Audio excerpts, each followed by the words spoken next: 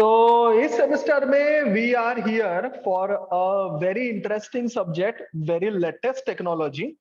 जिस particular technology का नाम है ब्लॉकचेन, राइट ना। और subject name is nothing but blockchain technology.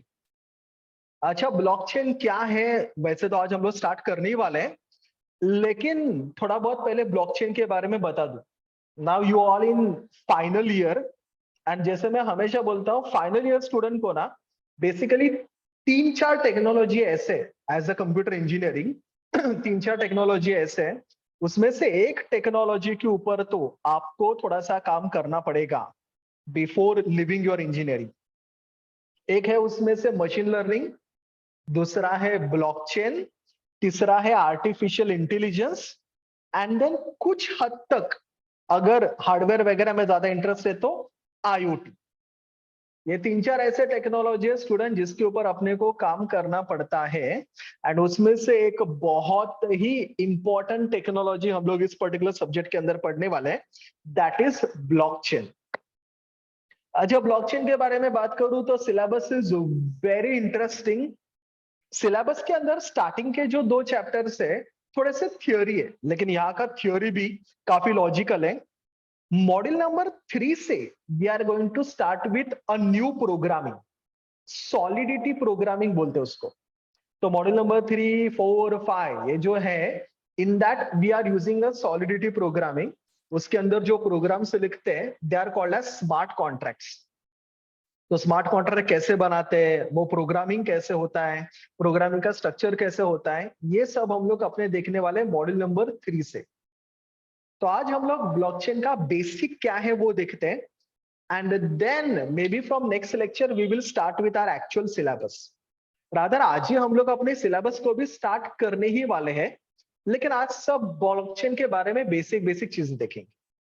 अच्छा, मेरा इंट्रोडक्शन दूं तो you all might know me, my self professor Swapnil Sonawane.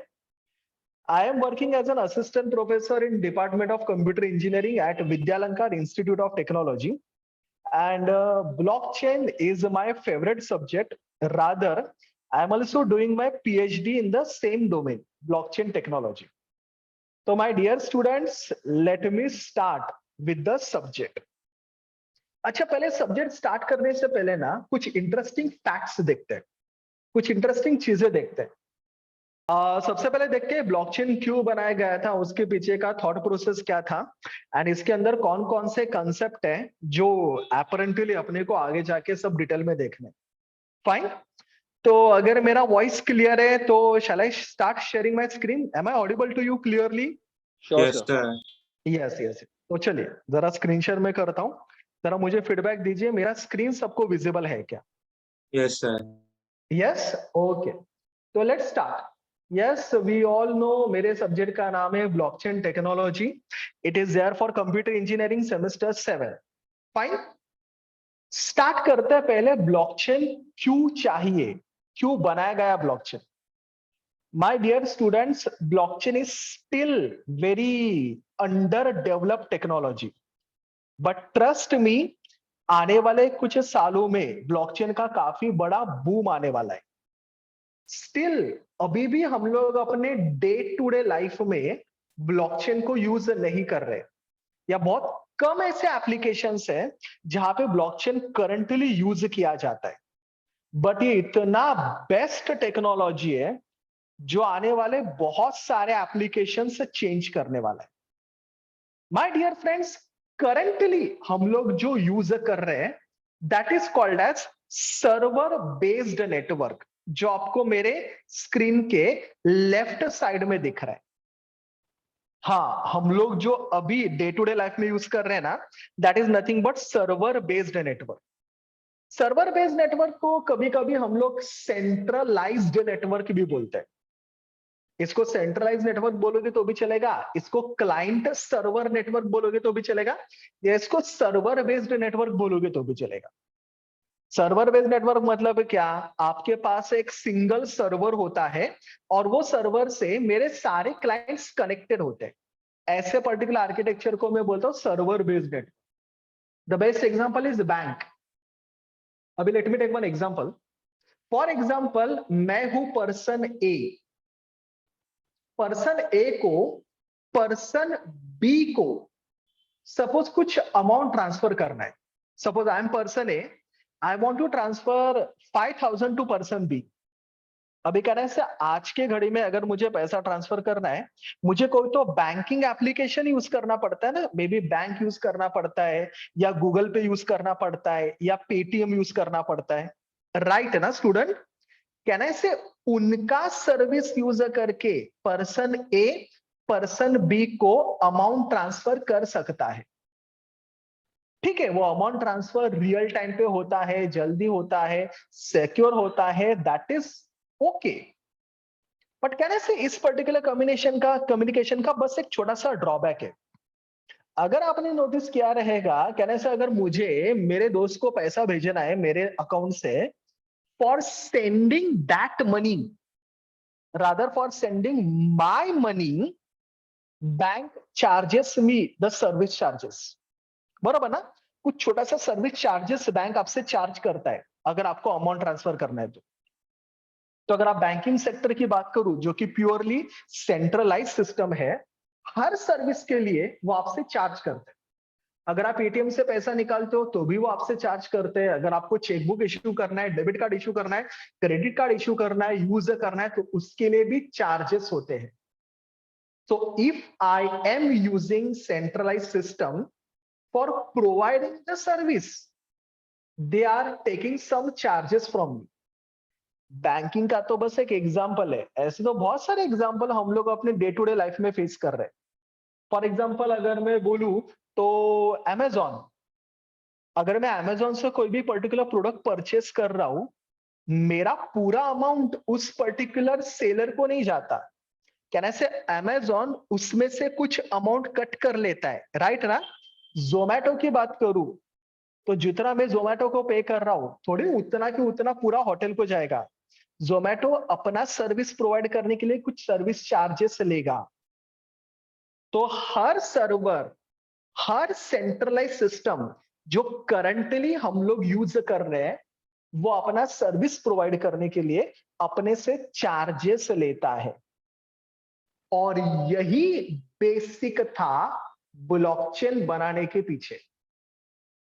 Blockchain के डेवलपर्स ने 1999 में बोला था, ये सब इसके लिए अपने से चार्जेस लेते हैं क्योंकि हम लोग उनका सर्विस, हम लोग उनका सर्वर यूज करते हैं। So let's transform from server based network to my peer to peer network. अगर आप राइट साइड का डायग्राम ध्यान से देखो, it is the diagram of peer to peer network. Peer to peer network में आप ऑब्जर्व कर रहे हो, there is no any centralize server. सारे मशीन एक दूसरे के साथ कनेक्टेड है without the central server. And obviously अगर मेरे आर्किटेक्चर में सर्वर ही नहीं रहेगा तो कहने से कोई भी मेरे से सर्विस चार्ज नहीं ले सकता, राइट ना? That is the basic agenda of creating a blockchain. Blockchain बनाने के पीछे का इंटेंशन वही था कि ये जो सर्विस मुझे देते हैं उनके लिए मुझे जो सर्विस चार्ज देना पड़ता है ना, वो जो स्मॉल फीस देना पड़ता है ना, वो फीस अगर मुझे अवॉइड करना है तो फिर मुझे सर्वर बेस्ड नेटवर्क नहीं, peer to peer network use करना पड़ेगा, जो कि यूज करता है मेरा ब्लॉकचेन। तो ब्लॉकचेन के बारे में सबसे पहला पॉइंट सबको पता चल गया। ब्लॉकचेन आपका सर्वर बेस्ड नेटवर्क यूज नहीं करता। ब्लॉकचेन हमेशा यूज करता है पीयर टू पीयर नेटवर्क, जहां पे कोई सर्वर बीच में होता ही नहीं है, किसी के पास ऑथोरिटी होती ही नहीं है। अगर सर्वर ही नहीं है तो मुझे किसी को भी सर्विस चार्जेस देने की जरूरत नहीं है। That is the basic agenda of a blockchain. Blockchain peer to peer network follow करता है जिधर कोई भी सर्वर नहीं होता, सारे मशीन एक दूसरे के साथ कनेक्टेड होते हैं एंड सारे डायरेक्टली कम्युनिकेशन करते हैं। ये तो पता चल गया, ब्लॉकचेन का पहला पॉइंट पता चल गया कि वो peer to peer network follow करता है। बहुत सारे स्टूडेंट को जब मैं ब्लॉकचेन वर्ड यूज करता हूं, या अदर बहुत सारे जनों के सामने जब मैं ब्लॉकचेन वर्ड यूज करता हूं, मैं भी, जैसे मैंने बोला, मैं इसके ऊपर पीएचडी भी कर रहा हूँ, मेरा पीएचडी का टॉपिक है ब्लॉकचेन। जब मैं इसके ऊपर अलग अलग सेमिनार्स वगैरह लेता हूँ, बहुत सारे स्टूडेंट, बहुत सारे जन ब्लॉकचेन और बिटकॉइन में कंफ्यूज होते हैं। They think blockchain and Bitcoin are one and the same. No. Bitcoin is one of the application of a blockchain. जैसे मैंने आपको थोड़ी देर पहले अभी बोलते बोलते बोला, 1999 में ब्लॉकचेन बनाया गया था, लेकिन 1999 तक से लेके 2008 तक ब्लॉकचेन के बारे में किसी ने बात नहीं किया था। 2008 में पूरी दुनिया ने एक क्राइसिस सफर किया था। पूरी दुनिया के सामने क्राइसिस आया था, फाइनेंशियल क्राइसिस। अगर आप थोड़ा सा फाइनेंशियल न्यूज के बारे में अगर रुचि रखते हो तो आपको पता रहेगा, 2008 में ग्लोबल रिसेशन आया था। बैंकिंग सेक्टर पूरा बंद हो गया था। एक लेमन ब्रदर्स करके बैंक है, वो पूरा क्रैश हो गया था, एंड इसके वजह से ग्लोबल मार्केट में फाइनेंशियल क्राइसिस आया। 2008 में, सेम ईयर में, जब ये फाइनेंशियल क्राइसिस आया था, लोगों ने बैंक से पैसा निकालना चालू किया था। People don't want to invest their money in the bank, क्योंकि बैंक सब खटाखट बंद हो रहे थे, लोगों ने बैंक से पैसा निकाल लिया। सो कुछ तो ऐसा चाहिए था जो बैंक का एज अ ऑल्टरनेटिव काम करे। तब देयर इज वन साइंटिस्ट या प्रोग्रामर बोल सकते हैं, जिस पर्टिकुलर प्रोग्रामर का, जिस पर्टिकुलर साइंटिस्ट का नाम है सतोशी नाकामोटो। इस पर्टिकुलर साइंटिस्ट ने 2008 में एक व्हाइट पेपर पब्लिश किया। जैसा अपना रिसर्च पेपर होता है ना, वैसे इसने व्हाइट पेपर पब्लिश किया, एंड उस पर्टिकुलर व्हाइट पेपर का नाम था bitcoin. Bitcoin is one of the application of a blockchain. Bitcoin अपना काम करने के लिए ब्लॉकचेन टेक्नोलॉजी यूज करता है, बिटकॉइन ब्लॉकचेन नहीं है। ऐसे तो ब्लॉकचेन के बहुत सारे एप्लीकेशंस है, बहुत सारी जगह पे मैं ब्लॉकचेन को यूज कर सकता हूँ। हेल्थ केयर में यूज कर सकता हूँ, वोटिंग सिस्टम में यूज कर सकता हूँ, सप्लाई चेन में यूज कर सकता हूँ, एजुकेशन में यूज कर सकता हूँ। बिटकॉइन उसका जस्ट एक छोटा सा एप्लीकेशन है। सतोशी नाकामोटो, इसने 2008 में एक व्हाइट पेपर पब्लिश किया था, जिसमें उसने बिटकॉइन के बारे में बोला। Bitcoin is one of the crypto currency. अपने सिलेबस में उसके ऊपर पूरा एक यूनिट आने वाला है। तब बिटकॉइन कैसे काम करता है, क्या होता है, हम लोग इन डेप्थ पढ़ने वाले हैं। करंटली मैं इतना बता सकता हूँ, bitcoin is one of the crypto currency. और मार्केट में आपको तो पता है, आज के जमाने में बहुत सारे क्रिप्टो करेंसी चल रहे हैं। It is one of the cryptocurrency, rather first cryptocurrency जो ब्लॉकचेन टेक्नोलॉजी को यूज करके बनाया गया है। अगेन, ये बिटकॉइन जो जिसने डेवलप किया, जिसने स्टार्ट किया, उसका नाम है सतोशी नाकामोटो। सतोशी नाकामोटो के बारे में एक और खास बात बोलूं तो, सतोशी नाकामोटो ये पर्सन एग्जिस्ट नहीं करता, ये बस एक नाम है। वो कौन है, कैसा है, किसी ने भी अभी तक उसको देखा नहीं। उसने बिटकॉइन के बारे में एक व्हाइट पेपर पब्लिश किया था, एंड उसने बिटकॉइन को स्टार्ट किया, but no one has seen that particular person. बहुत सारे लोगों का कहना यह भी है कि जो सतोशी नाकामोटो है, वो एक आदमी नहीं है, वो एक्चुअली 4 अलग अलग कंपनीज है। Samsung, Mitashi, then Nokia and Motorola. इन चारों के नाम को अगर आप कंबाइन करके देखो तो आपको सतोशी नाकामोटो मिल जाता है। Samsung, Toshiba, I am sorry, Nokia and Motorola. But we don't know who is that person. बट उस पर्सन के नाम से 2008 में एक व्हाइट पेपर बनाया गया था based on bitcoin, and then लोगों ने ब्लॉकचेन को यूज करना चालू किया। तब एक्चुअली ब्लॉकचेन काफी फेमस हुआ, क्योंकि बिटकॉइन क्रिप्टो करेंसी मेरे ब्लॉकचेन को यूज करता है। सतोशी नाकामोटो का वो जो बिटकॉइन का व्हाइट पेपर है, वो इंटरनेट पे बहुत इजीली अवेलेबल हो जाता है। आप जस्ट गूगल के ऊपर सर्च करोगे, you will get that 8 to 12 page का एक व्हाइट पेपर मिल जाएगा, जिधर ब्लॉकचेन को यूज करके बिटकॉइन कैसे काम करेगा वो बताया गया है। तो bitcoin is just one application of blockchain, and bitcoin is not the blockchain. Rather blockchain is very vast technology जिसको यूज करके हम लोग बहुत सारे एप्लीकेशंस बना सकते हैं। हाँ, तो मैं बोल रहा था कि वो जो अपने को सर्विस चार्जेस देना पड़ रहा था, वो अगर अवॉइड करना है तो फिर मुझे मेरे सर्वर बेस्ड नेटवर्क से बाहर आना पड़ेगा और मुझे एक नया आर्किटेक्चर यूज करना पड़ेगा। कौन सा आर्किटेक्चर यूज करना पड़ेगा रे? सर्वर बेस्ड नेटवर्क से ऑपोजिट कौन सा आर्किटेक्चर था? To Peer peer. to peer based. Exactly, अगर मुझे सर्वर को सर्विस चार्जेस नहीं देने, मुझे यूज करना पड़ेगा पीयर टू पीयर नेटवर्क। और वही कौन सपोर्ट करता है? ब्लॉकचेन। यार अभी आपके साइड से क्वेश्चन आना चाहिए, सर अगर इतना सब था तो अभी तक हम लोग क्यों सर्वर बेस्ड नेटवर्क यूज करते हैं? अभी तक क्यों हम लोग बैंक, जोमेटो, अमेजॉन या उबर वगैरह ये सब सर्विस क्यों यूज करते हैं? क्यों हम लोग peer to peer network use नहीं करते? वाई? क्यों अभी तक हम लोग सर्विस चार्जेस दे रहे हैं? Why we are not using blockchain? क्या रीजन क्या है? स्टूडेंट, ये सारे मिथ्स क्लियर करने का काम ये सब्जेक्ट करता है। Very interesting subject.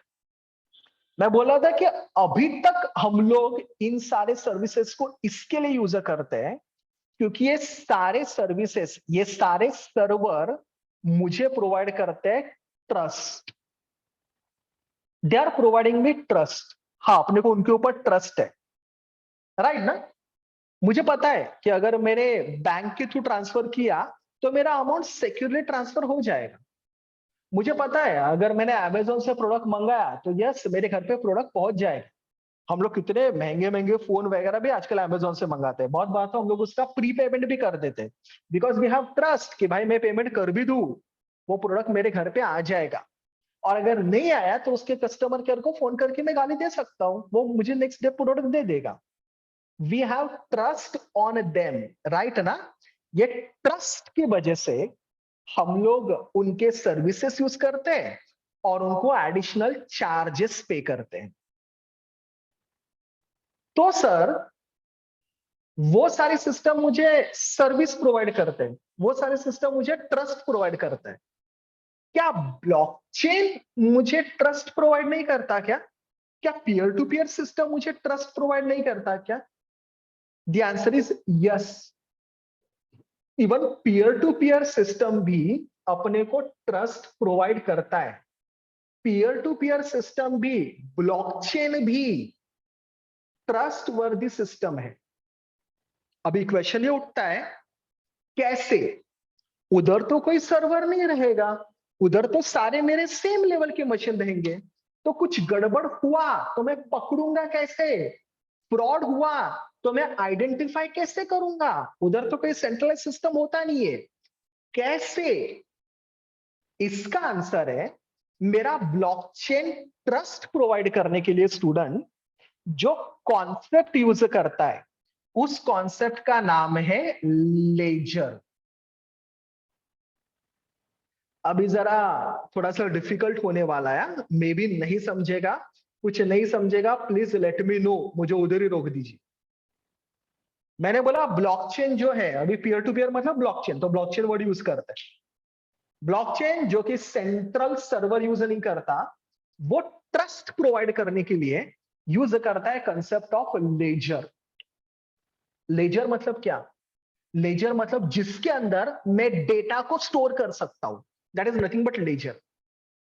ब्लॉकचेन में डेटा हमेशा लेजर में स्टोर होता है, लेजर फॉर्म में स्टोर होता है। अब ये लेजर ना स्टूडेंट कुछ भी हो सकता है, it can be any kind of file. वो आपका वर्ड फाइल हो सकता है, वो आपका टेक्स्ट फाइल हो सकता है, वो एक्सेल फाइल हो सकता है, डॉट सीएसवी हो सकता है, जेसन फाइल हो सकता है, कोई डेटाबेस का फाइल हो सकता है। It can be anything. इसके लिए देखो ना, मैंने डायग्राम के तरफ, डायग्राम में भी एक नॉर्मल रजिस्टर दिखा है। It can be any kind of file, इसको मैं बोलूंगा लेजर। मैं ब्लॉकचेन में जो भी डेटा स्टोर करता हूं वो हमेशा स्टोर करता हूं लेजर में, जो कुछ भी हो सकता है, उसका टाइप कुछ भी हो सकता है।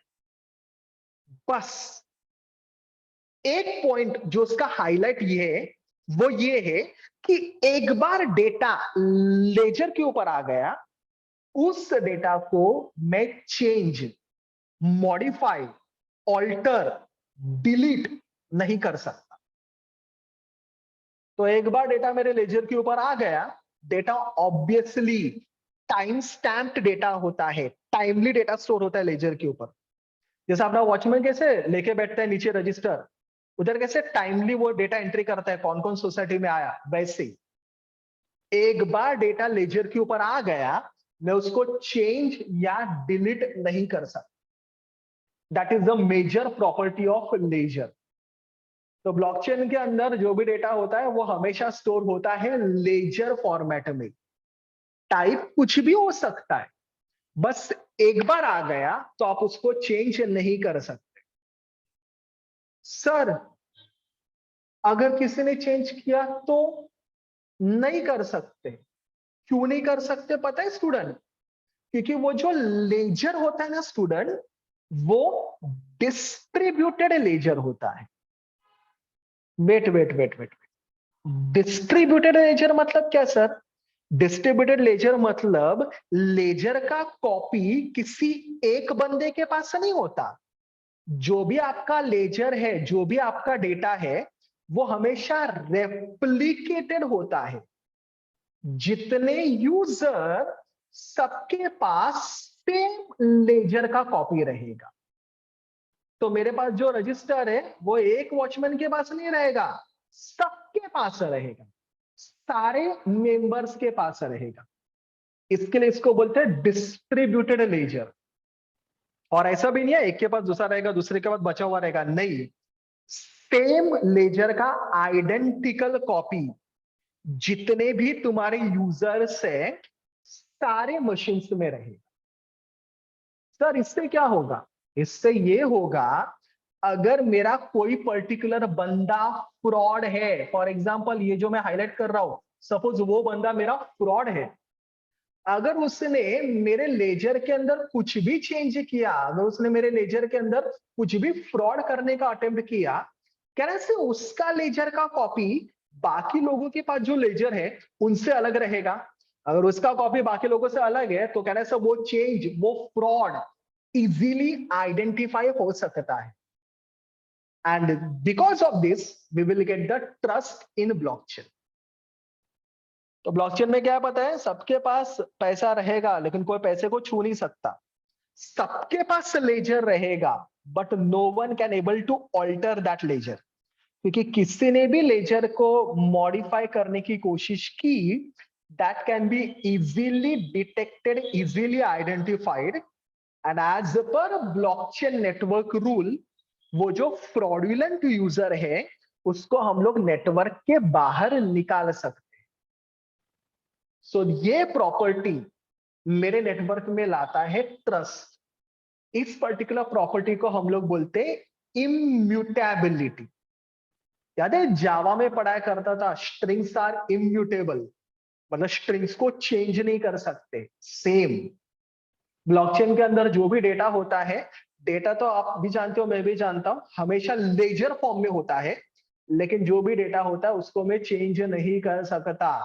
चेंज करने का अटेम्प्ट किया, आप ब्लॉकचेन नेटवर्क के बाहर निकाल दिए जाओ। फाइन।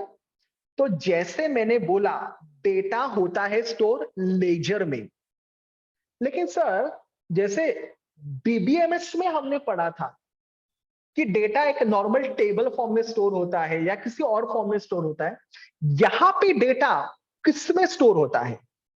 दोस्तों जैसे वहां पे डेटाबेस के अंदर आपका डेटा स्टोर होता था, यहां पे ब्लॉकचेन में जो आपका बिल्डिंग एलिमेंट है उसका नाम है ब्लॉक।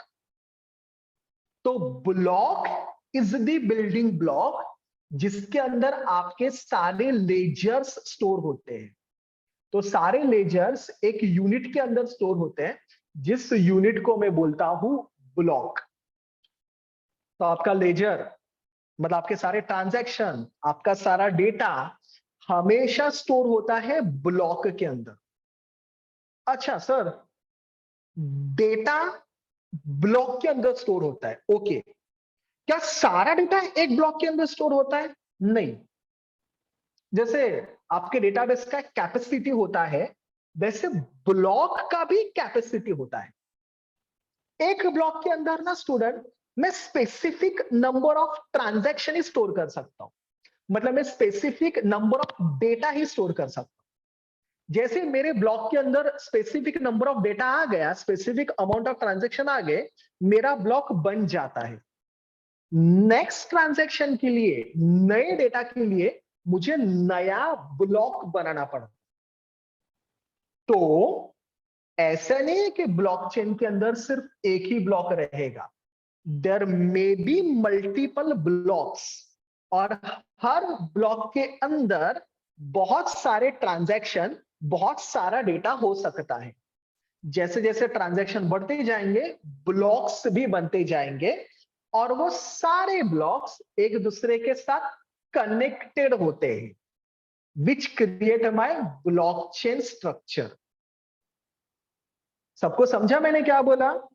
तो डेटा एक ब्लॉक के अंदर नहीं होता, ट्रांजैक्शन एक ब्लॉक के अंदर नहीं होते, लेजर एक ब्लॉक के अंदर नहीं होता। जब ब्लॉक का कैपेसिटी भर जाएगा, नया ब्लॉक बनाया जाएगा, उसके अंदर नए रिकॉर्ड भरे जाएंगे, और वो एग्जिस्टिंग ब्लॉक के साथ ऐड किए जाएंगे, कनेक्ट किए जाएंगे। ये ब्लॉक्स का जो चेनिंग है, इसी को तो हम लोग बोलते हैं block chain. Understood students? Sir, I have a question, sir. Yes yes yes. Sir, can we call a block as a peer in a network? नहीं, peer is nothing but that person who owns or who is a part of that particular blockchain. So block is not the peer. A block is nothing but a database, kind of database, जिसके अंदर हम लोग अपने transaction को store करते हैं। अभी मैंने क्या बोला था थोड़ी देर पहले, ब्लॉकचेन के अंदर जितने भी लोग होते हैं, जितने भी पर्सन होते हैं, सबके पास ब्लॉकचेन का कॉपी होता है, राइट ना स्टूडेंट? Yes, sir. हेलो? तो मैंने बोला ब्लॉकचेन के अंदर जितने भी लोग होते हैं, everyone has its ledger copy, right ना? लेकिन लेजर किसके अंदर स्टोर होते हैं? ब्लॉक के अंदर स्टोर होते हैं, बरोबर? इसके लिए मेरे ब्लॉकचेन नेटवर्क में जितने भी यूजर्स है, अच्छा कभी कभी ना यूजर को मैं नोड भी बोलता हूं, तो मेरे ब्लॉकचेन के अंदर जितने भी नोड है, हर नोड के पास अपना खुद का ब्लॉकचेन का कॉपी होता है। ब्लॉकचेन का कॉपी मतलब क्या? जिसके अंदर बहुत सारे क्या रहेंगे? ब्लॉक्स रहेंगे।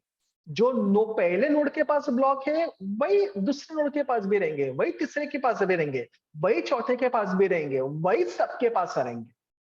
अगर नोड ए ने ब्लॉक के अंदर कुछ भी चेंज करने की कोशिश की, तो भी वो इजीली आइडेंटिफाई हो सकता है, क्योंकि सेम कॉपी बाकी नोड्स के पास भी था, बाकी यूजर्स के पास भी था। तो अगर चेंज हुआ, वो चेंज इजीली डिटेक्ट हो सकता है, and that is the modus operandi of blockchain. ठीक है? मेरे 2 क्वेश्चंस के आंसर दीजिए, मतलब मुझे तसल्ली हो जाएगा कि अभी तक जो मैंने बड़बड़ किया सबको समझा। Can anyone unmute and tell me, blockchain के अंदर मुझे इम्यूटेबिलिटी कैसे मिलेगा?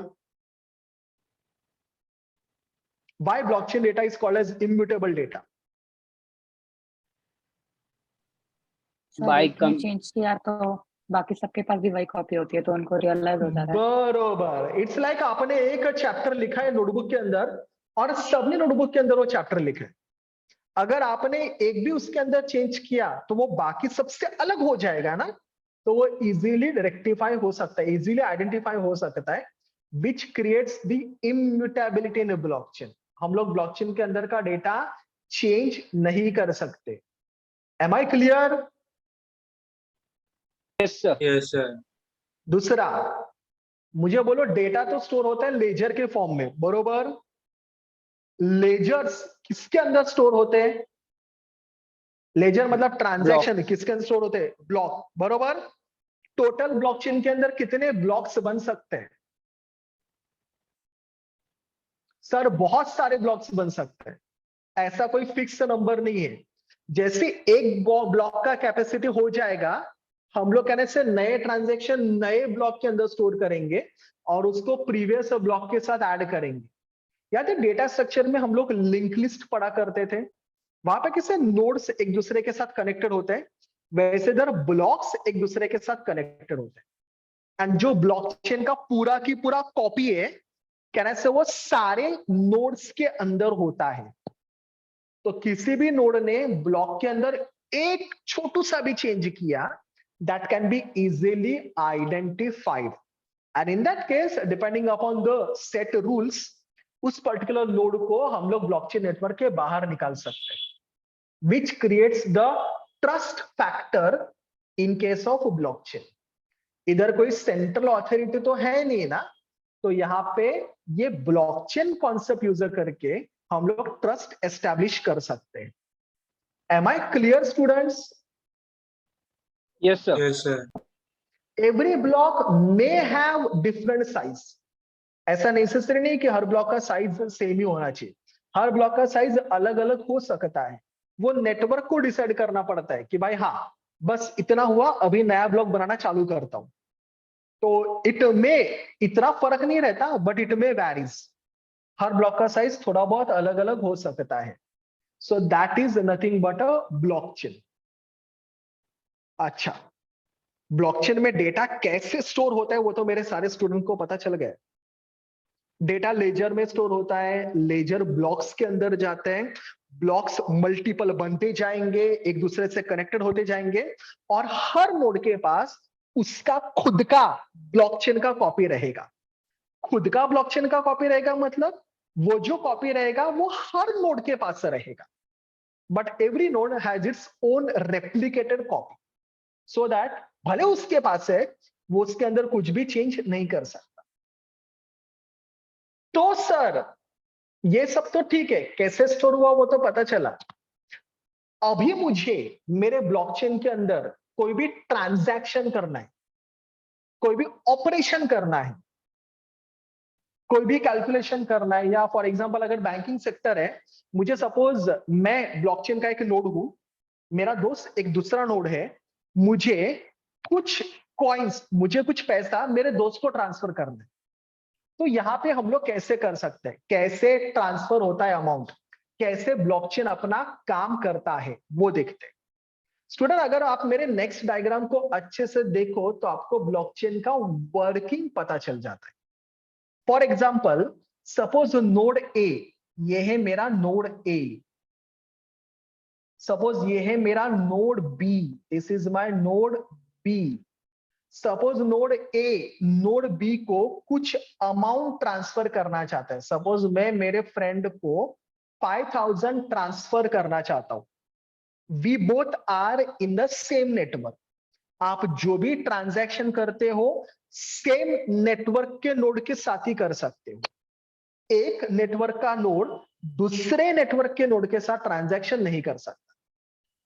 तो सपोज अगर मुझे कुछ ट्रांजैक्शन करना है, मैसेज भेजना है, या जैसे मैंने बोला मुझे 5000 ट्रांसफर करना है, मुझे मतलब मैं नोड ए को मुझे भेजना है ना अमाउंट, तो मुझे ट्रांजैक्शन इनिशिएट करना पड़ता है, ट्रांजैक्शन मुझे रिक्वेस्ट करना पड़ता है, इनिशिएट करना पड़ता है। जैसे मैं ट्रांजैक्शन इनिशिएट करूंगा वो पर्टिकुलर ट्रांजैक्शन मैसेज मेरे सारे नोड्स को भेजा जाता है। मतलब फॉर एग्जांपल जैसे मैंने बोला ए बी को अमाउंट ट्रांसफर करना चाहता है, तो ये मैसेज मेरे ब्लॉकचेन के अंदर के सारे नोड्स को भेजा जाएगा। नोड सी को भेजा जाएगा, नोड डी को भेजा जाएगा, नोड ई को भेजा जाएगा, नोड एफ को भेजा जाएगा, नोड बी को भी भेजा जाएगा। वो ब्रॉडकास्ट होगा, जितने भी नोड्स है सबको मैसेज भेजा जाएगा। सब नोड्स मतलब सब यूजर्स जिनको ये पर्टिकुलर ट्रांजैक्शन ब्रॉडकास्ट किया जाता है, वो उस पर्टिकुलर ट्रांजैक्शन को स्टेप नंबर 3 वैलिडेट करते हैं। They validate the transaction whether that particular transaction is valid और नॉट। अभी फॉर एग्जांपल इस केस की बात करूं तो नोड ए नोड बी को कितने हजार ट्रांसफर करना चाहता है रे, कितना अमाउंट ट्रांसफर करना चाहता है? 5K. 5000 बरोबर। अभी कह रहे हैं नोड ए नोड बी को 5000 तभी ट्रांसफर कर सकते हैं ना स्टूडेंट, जब नोड ए के पास एटलीस्ट कम से कम 5000 अमाउंट खुद के पास है। अगर मेरे पास है ही 2000 तो मैं 5000 थोड़ी ट्रांसफर कर सकता हूं, राइट ना स्टूडेंट? Yes, sir. तो इधर मेरे पर्टिकुलर ट्रांजैक्शन का वैलिडिटी चेक किया जाता है। फॉर एग्जाम्पल अभी जैसे मैंने बोला मनी ट्रांसफर करते समय चेक किया जाएगा कि भाई मेरे पास ऑलरेडी उतना बैलेंस है क्या। नॉर्मल मैसेज भेजते समय वैलिडेशन वगैरह कुछ नहीं होता, नॉर्मल मैसेज है जैसे हम लोग व्हाट्सएप पे भेजते हैं तो नॉर्मल मैसेज भेजा जाएगा। लेकिन जब अमाउंट वगैरह ट्रांसफर किया जाता है तब हम लोग उसका वैलिडेशन चेक करते हैं। उसके लिए अलग अलग एल्गोरिथम्स है, हम लोग आगे जाके देखने वाले हैं। तो पहले चेक करूंगा उस पर्टिकुलर ट्रांजैक्शन का वैलिडिटी। अगर ट्रांजैक्शन के अंदर क्रिप्टो करेंसी इन्वॉल्व है, कुछ रिकॉर्ड इन्वॉल्व है, तो उसका हम लोग वैलिडिटी चेक करेंगे। अगर वो वेरीफाइड है, मतलब yes, if the transaction is verified, if the transaction is correct, क्या किया जाएगा? सबको ब्रॉडकास्ट किया जाएगा। C D B F E सबको ब्रॉडकास्ट किया जाएगा। सब उसका वैलिडिटी चेक करेंगे। अगर मेरा ट्रांजैक्शन वैलिड है, यस वैलिड है, ए 5000 भेज सकता है, उसके पास उतना पर्याप्त बैलेंस है, अगर वैलिड है तो सब लोग अपना कंसेंसस देंगे, सब लोग अपना अप्रूवल देंगे। कौन कौन अप्रूवल देगा इस केस में? बी, सी, डी, ई और एफ, राइट ना स्टूडेंट? Hello, Yes, sir. मैंने बोला कौन कौन अप्रूवल देगा ट्रांजैक्शन वैलिड है या नहीं? Sir, rest of node. मतलब कौन कौन? Tell me the names. B, C, D, E, F.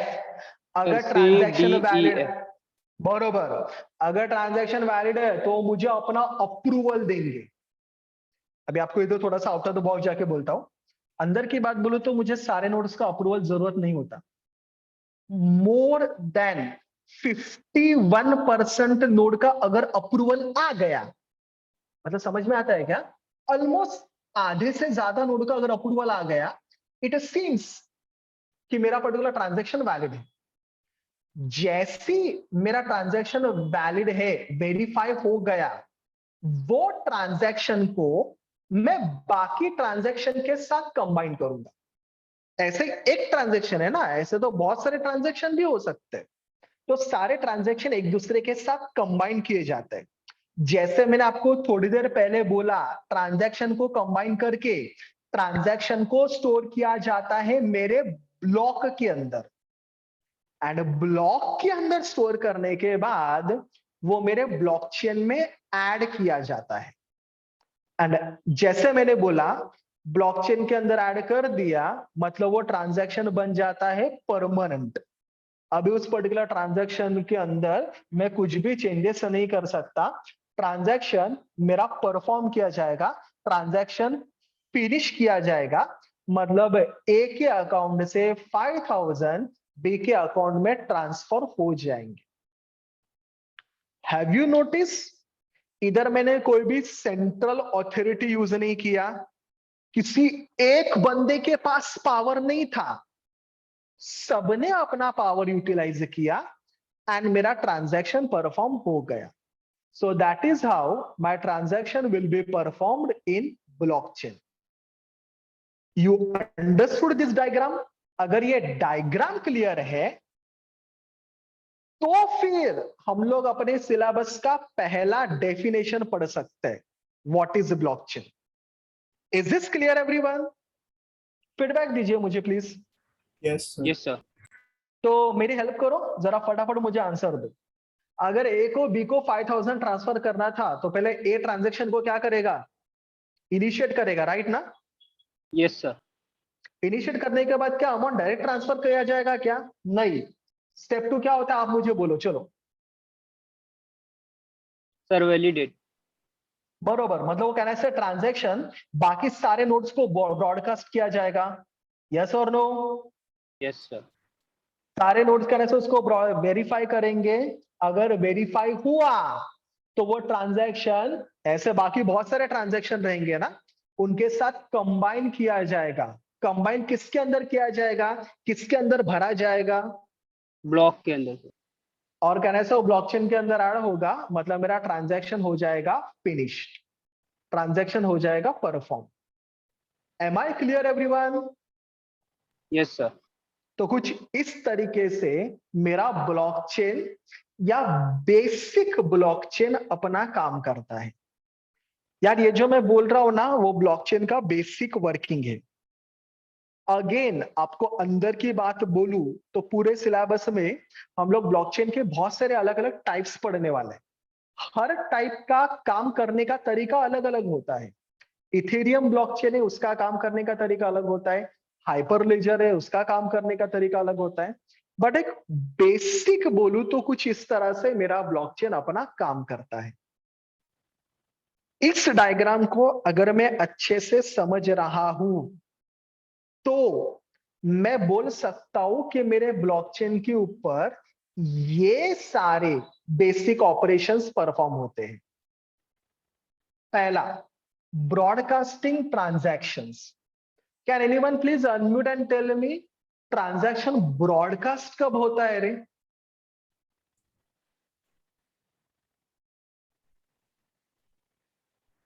When Transaction transaction is broad- requested. बरोबर ना, जब ट्रांजैक्शन इनिशिएट किया जाएगा, ट्रांजैक्शन ब्रॉडकास्ट किया जाएगा।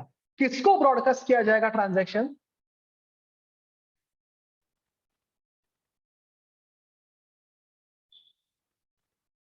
हेलो, ट्रांजैक्शन किसको ब्रॉडकास्ट किया जाएगा, किसको भेजा जाएगा transaction? All the other nodes. कहने से वो नोड छोड़ के जिसने इनिशिएट किया, बाकी सारे नोड को ट्रांजैक्शन भेजा जाएगा। कहने से बाकी सारे नोड उस पर्टिकुलर ट्रांजैक्शन को वैलिडेट करेंगे, राइट है ना स्टूडेंट? वेरीफाई करेंगे वेदर इट इज वैलिड और नॉट। नेक्स्ट, ऐसे मल्टीपल ट्रांजैक्शन को ब्लॉक के अंदर गैदर करेंगे, so gathering transaction for a block. बाद में कंसेंसस ऑन न्यू ब्लॉक, मतलब नए ब्लॉक को क्रिएट करेंगे और उस नए ब्लॉक को अपने एग्जिस्टिंग ब्लॉकचेन के अंदर ऐड करेंगे। So these are the operations जो मैं मेरे ब्लॉकचेन के ऊपर परफॉर्म कर सकता हूं। Am I clear? अगर ये क्लियर है तो जैसे मैंने बोला, अभी ब्लॉकचेन का डेफिनेशन जो कि मेरे सिलेबस का फर्स्ट टॉपिक है, वो अभी हम लोग पढ़ सकते हैं और समझ सकते हैं। तो ये है ब्लॉकचेन का बुकिश डेफिनेशन। उन्होंने लिखा है blockchain is defined as distributed. अच्छा, डिस्ट्रीब्यूटेड मतलब पीयर टू पीयर ही होता है स्टूडेंट। डिस्ट्रीब्यूटेड होता है ना ब्लॉकचेन, हर एक के पास ब्लॉकचेन का खुद का कॉपी होता है, राइट ना? इसके लिए डिस्ट्रीब्यूटेड। रेप्लिकेटेड, क्यों बोला गया रेप्लिकेटेड? क्या कोई मुझे बता पाएगा why it is called as replicated? Because everyone has a copy. And कहना से वो कॉपी सेम रहता है सबके पास, राइट ना? ऐसा नहीं कि मेरे पास अलग है तेरे पास अलग है, नहीं, सबके पास सेम कॉपी होता है, इसके लिए बोलेंगे रेप्लिकेटेड। पीयर टू पीयर क्यों बोलते हैं वो तो मेरे सभी स्टूडेंट को पता ही है। Network of database that allows multiple non trusting parties. हाँ स्टूडेंट, जरूरी नहीं है कि जो भी नोड्स है उनको एक दूसरे के ऊपर भरोसा होना चाहिए, नहीं। ब्लॉकचेन खुद ट्रस्ट मेंटेन करता है। आप अलग अलग पार्टीज को या बिना भरोसे के नोड्स के अंदर भी ट्रांजैक्शन कर सकते हैं। नॉट नेसेसरी कि जो भी नोड्स है मेरे रिलेटिव भी होने चाहिए या मेरे फ्रेंड ही होने चाहिए या मेरे जान पहचान वाले होने चाहिए। तो नॉन ट्रस्टिंग पार्टीज भी ट्रांजैक्ट कर सकते हैं विदाउट अ ट्रस्टेड इंटरमीडिएटरी, बरोबर ना? इधर मुझे कोई भी सेंट्रल इंटरमीडिएटरी की जरूरत नहीं है। And maintains an ever growing, again please can anyone tell me ever growing क्यों बोला गया उसको? Because new blocks are always added. कहने से वो हमेशा ऐड होते ही रहते हैं, राइट ना? अपेंड ओनली, मैं सिर्फ ऐड कर सकता हूं, मैं कुछ भी उसके अंदर चेंज कर सकता हूं क्या? वही No. टेम्पर रेजिस्टेंट, मैं उसके अंदर कुछ भी चेंज नहीं कर सकता। List of time sequenced records, जैसे मैंने आपको थोड़ी देर पहले भी बोला, जो भी रिकॉर्ड्स होते हैं वो हमेशा टाइम स्टैम्प होते हैं। मतलब अभी जो रिकॉर्ड हुआ उसको पहले लिखना पड़ेगा, इसके बाद जो रिकॉर्ड हुआ वो उसके बाद ही लिखना पड़ेगा। टाइमली बेसिस पे मुझे रिकॉर्ड्स मेंटेन करने पड़ते हैं, and that is nothing but a blockchain. Definition अगर मैं स्टार्टिंग में ही आपको बताता तो किसी भी वर्ड का मतलब आप नहीं समझ पाते, but I guess now you understand क्या बोलना चाह रहा है ऑथर यहाँ पे ब्लॉकचेन के डेफिनेशन में। Is this clear students? Sir, can you repeat again this? कौन सा टाइम स्टैम्प, टाइम सीक्वेंस वाला? नहीं सर, पूरा definition.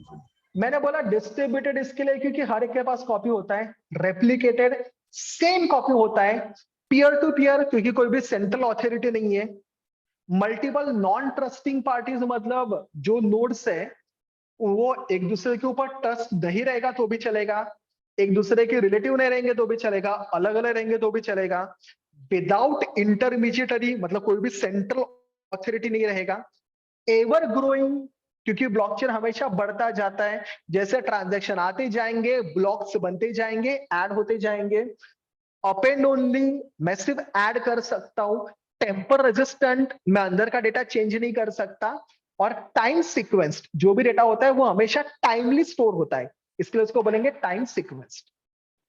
Is this clear everyone? Yes sir.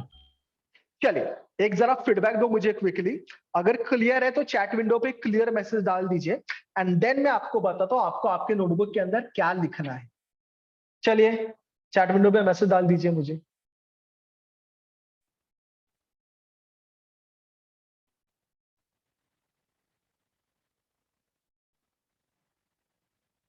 Clear?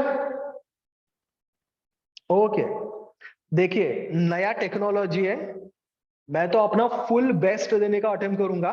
Starting में कभी कभी नया टेक्नोलॉजी में ना कुछ चीजें लगती नहीं है, एक दूसरे के साथ कनेक्ट नहीं हो पाती, लेकिन जैसे जैसे आगे बढ़ते जाएंगे, जैसे जैसे चीजें और खुलती जाएंगी, आपको इनका मतलब और बेहतर तरीके से समझ में आता जाएगा। ओके, तो फर्स्ट चैप्टर का नाम लिखिए introduction to blockchain in your notebook. अगर स्टूडेंट आई रेकमेंड, मुझे लगता है आप में से बहुत सारे स्टूडेंट मेरे से ऑलरेडी पढ़े हुए हैं, तो मैं रेकमेंड करूंगा कि आप इस सब्जेक्ट के लिए भी एक सेपरेट नोटबुक बनाइए। जो भी रिक्वायर्ड चीजें हम लोग नोटबुक के अंदर लिखेंगे, ठीक है, वो एज अ नोट्स की तरह आप उसको यूज कर सकते हो। चैप्टर 1 इंट्रोडक्शन टू ब्लॉकचेन,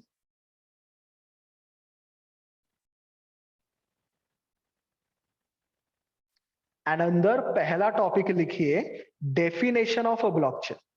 पहले ये जो स्क्रीन के ऊपर आपको दिख रहा है ब्लॉकचेन का डेफिनेशन, पहले उसको कंप्लीट कीजिए, बाद में डेफिनेशन को सपोर्टिंग और क्या क्या लिखना है वो भी मैं आपको बता दूं।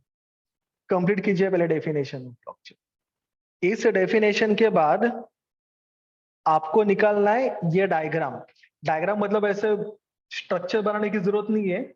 स्टेप 1 बस एक सेंटेंस लिखिए, a transaction is requested, arrow करके to the transaction is broadcasted to peer to P network वगैरह। आपको ऐसे स्ट्रक्चर बनाने की जरूरत नहीं, बस वो टेक्स्ट लिखिए स्टेप बाय स्टेप। तो 1 से लेके 7 तक under the heading how blockchain technology works.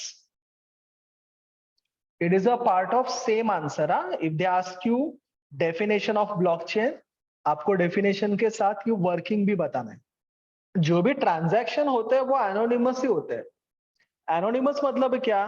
For example अगर सुबोध ने स्वप्निल को 5,000 रुपीज दिए, ट्रांसफर किए, तो सबको ये मैसेज नहीं जाएगा कि सुबोध ने स्वप्निल को 5,000 दिए।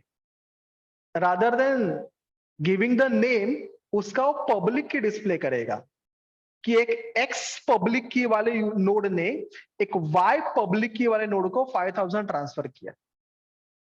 सो मुझे पता नहीं किसने किसको ट्रांसफर किया, मैं तो बस अपने लेजर में देख के, अपने ब्लॉकचेन के लेजर में देख के वेरीफाई करूंगा कि यस इस वाले आईडी के पास इतना पैसा है क्या।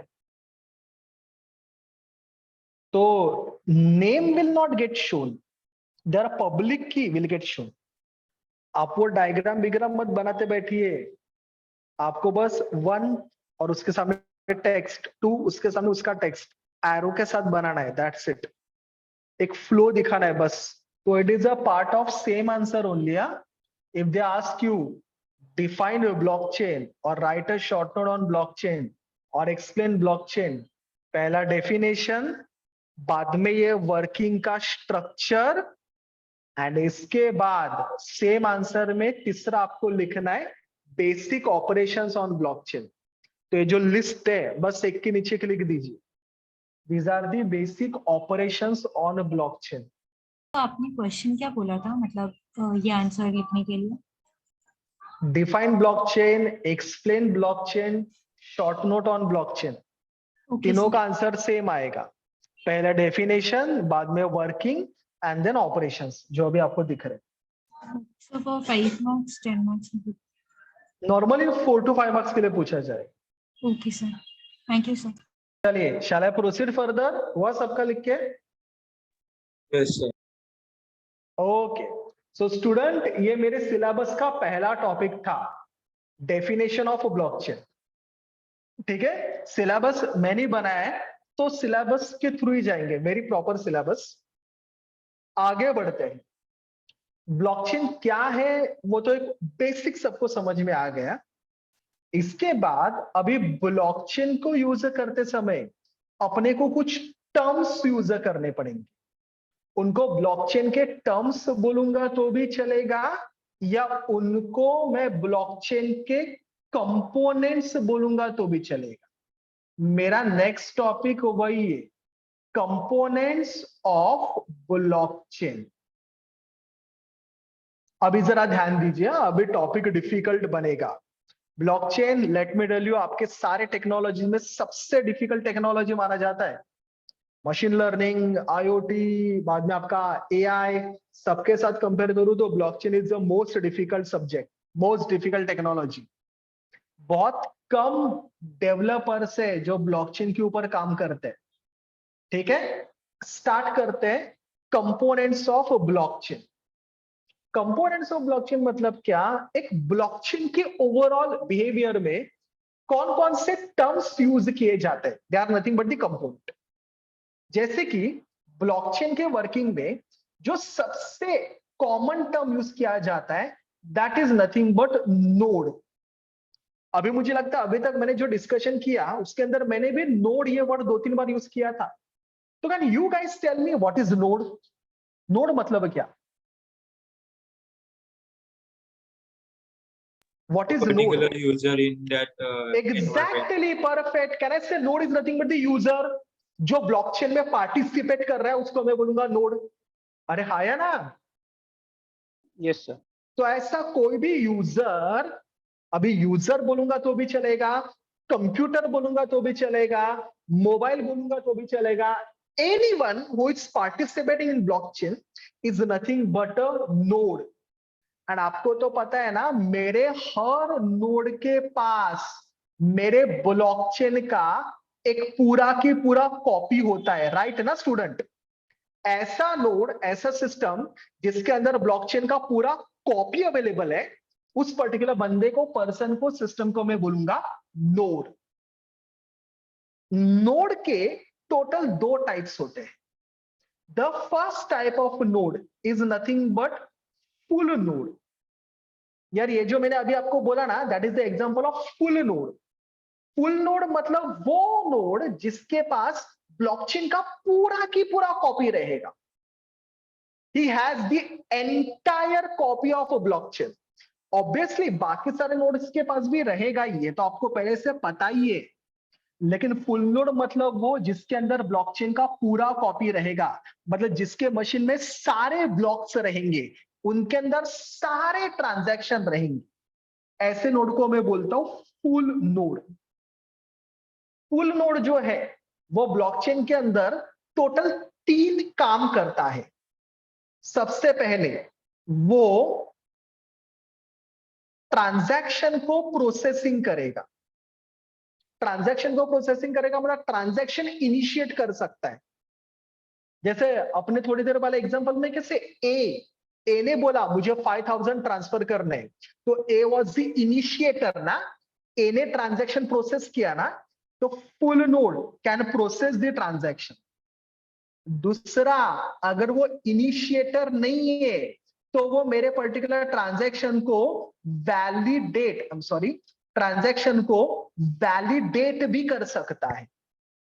जैसे आपको पता है ए ने इनिशिएट किया था, बाकी सब ने उसको वैलिडेट किया था, वेरीफाई किया था, तो मेरा फुल नोड मेरे ट्रांजैक्शन को वेरीफाई भी कर सकता है।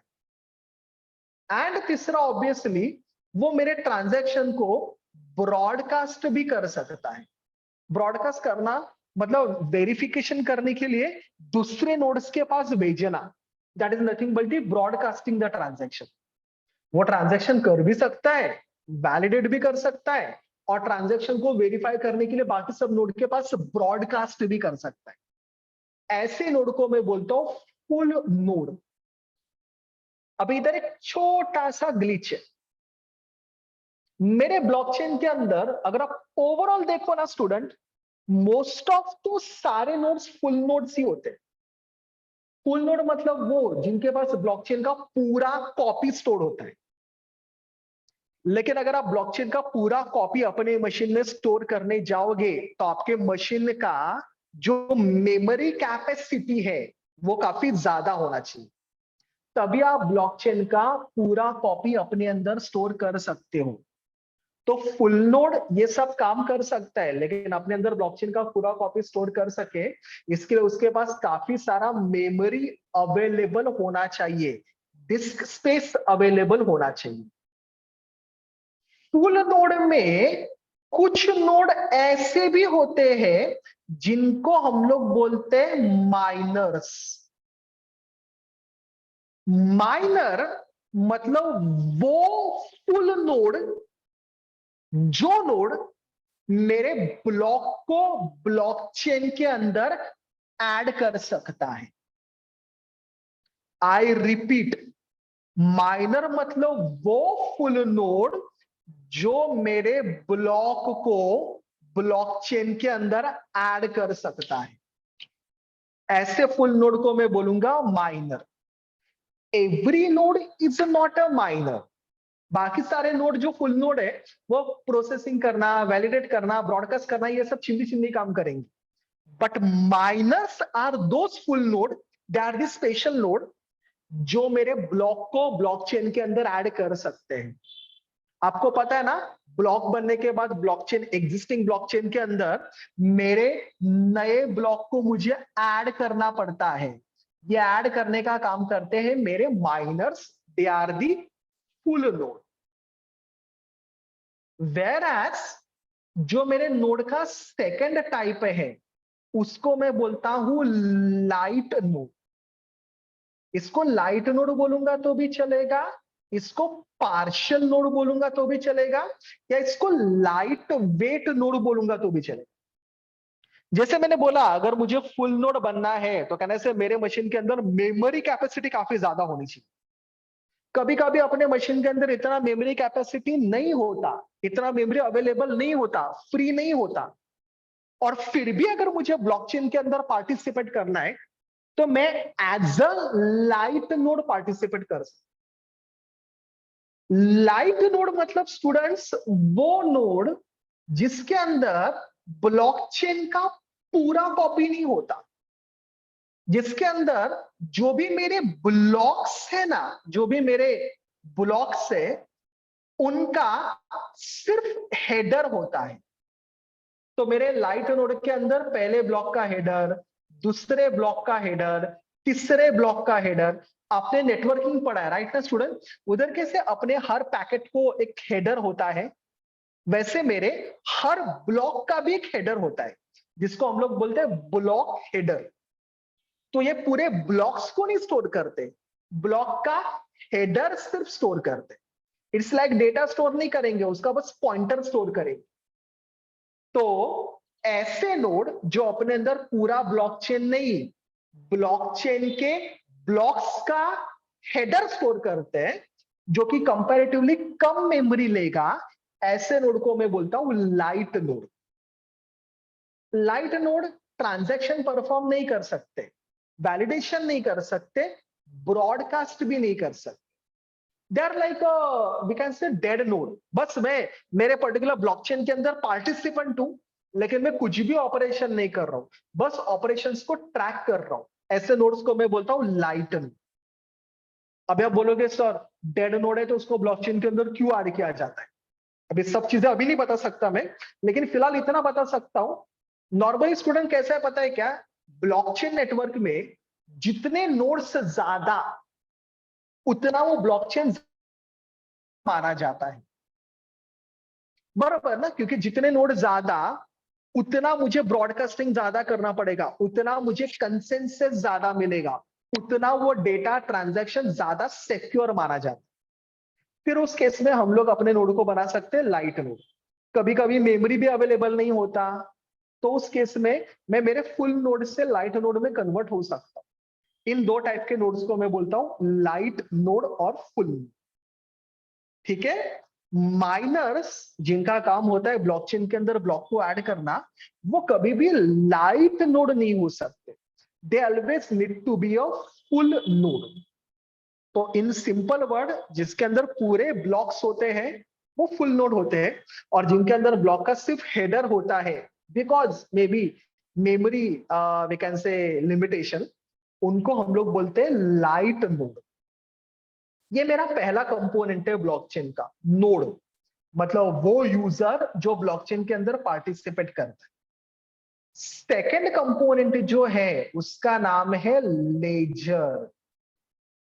अगेन यार आप मुझे अच्छे आंसर दे रहे हो तो फिर से आपको पूछ रहा हूं, क्या कोई मुझे अनम्यूट करके प्लीज बता पाएगा what is laser?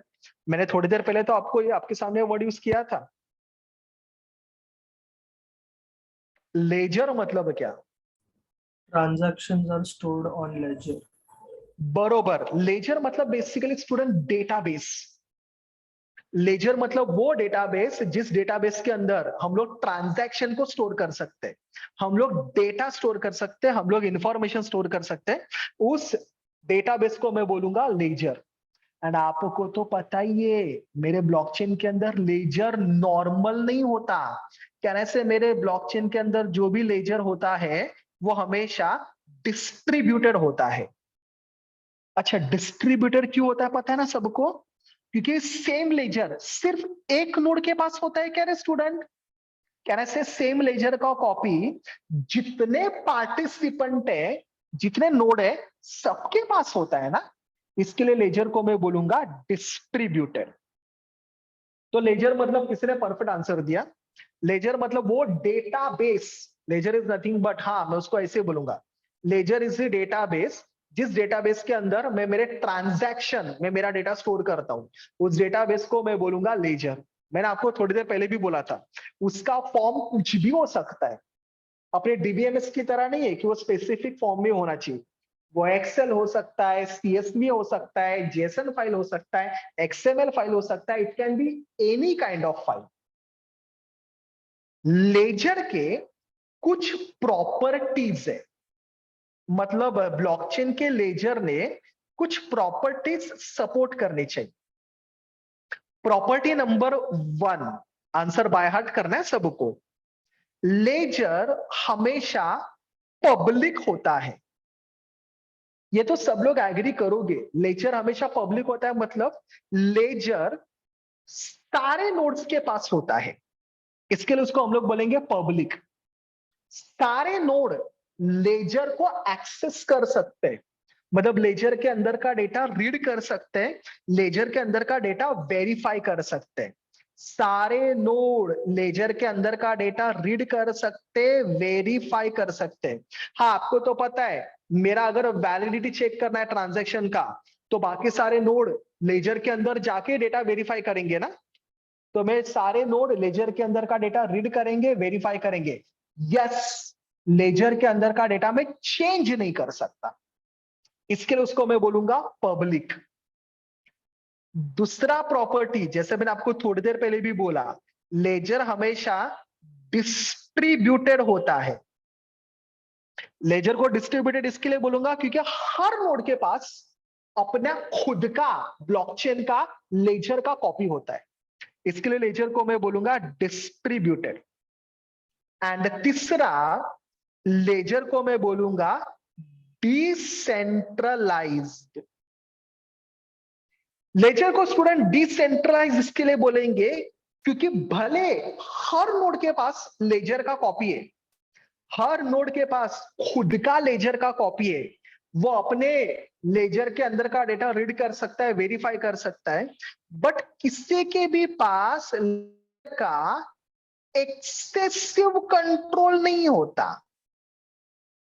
I mean to से अपने ब्लॉकचेन में ना कोई भी नोड बॉस नहीं होता, कोई भी ऑथोरिटेटिव नहीं होता, सबके पास सेम कंट्रोल होता है, सबके पास same we can say power होता है। So no node has the excessive control on the ledger and that's why my ledger is said to be decentralised. तो ये तीन प्रॉपर्टीज है मेरे लेजर के। वो पब्लिक होता है, मतलब हर एक के पास अपना खुद का कॉपी होता है, हम लोग उसको रीड कर सकते, वेरीफाई कर सकते, चेंज जाहिर से बातें कर ही नहीं सकते। डिस्ट्रीब्यूटेड होता है, हर एक के पास होता है। एंड तीसरा, भले हर एक के पास है, किसी के भी पास उसका एक्सेसिव कंट्रोल नहीं होता, कोई भी उसके ऊपर ऑथोरिटी नहीं बता सकता। इसको मैं बोलता हूं लेजर। तो पहला होता है नोड, दूसरा होता है लेजर। जो मेरा तीसरा कंपोनेंट है या तीसरा टर्मिनोलॉजी है जो हम लोग ब्लॉकचेन में यूज करते हैं, उस टर्मिनोलॉजी का या उस कंपोनेंट का नाम है वॉलेट। हाँ, अभी ये भी थोड़ा सा बड़ा है, वॉलेट। आपको तो पता है वॉलेट हम लोग डे टू डे लाइफ में वर्ड यूज करते हैं। वॉलेट, वॉलेट मतलब जिसके अंदर मैं पैसा भर के रखता हूं, उसको मैं बोलूंगा वॉलेट। इधर भी हम लोग ब्लॉकचेन के अंदर कंसेप्ट यूज करते हैं वॉलेट।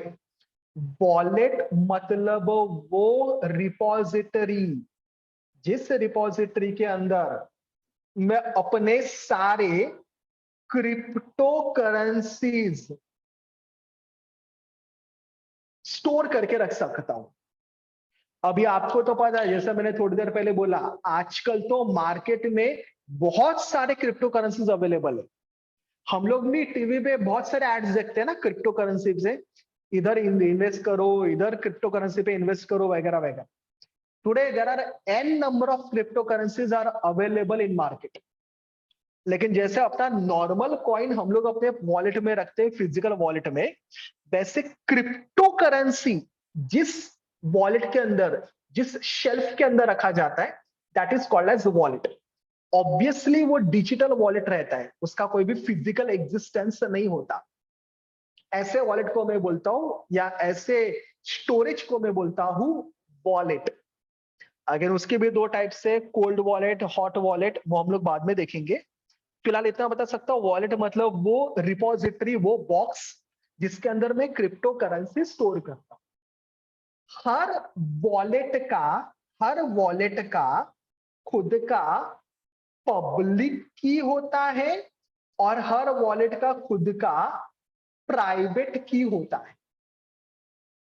तो फॉर एग्जांपल, अगर हम लोग बिटकॉइन यूज कर रहे हैं तो मेरे पास एक वॉलेट होना चाहिए। मेरे पास, मैं एज अ यूजर, मेरे पास एक वॉलेट होना चाहिए जिस वॉलेट के अंदर मैं अपने सारे क्रिप्टो करेंसी स्टोर करूंगा। हर वॉलेट का पब्लिक की भी होता है और हर वॉलेट का प्राइवेट की भी होता है। अभी पब्लिक की, प्राइवेट की कब यूज करते हैं वो मैं आपको बताता हूं। रादर मैं ये जैसे थोड़ी देर पहले लेजर के प्रॉपर्टीज बताए, अभी मैं आपको वॉलेट के प्रॉपर्टीज या क्या बोलते हैं वॉलेट के फीचर्स बताता हूं।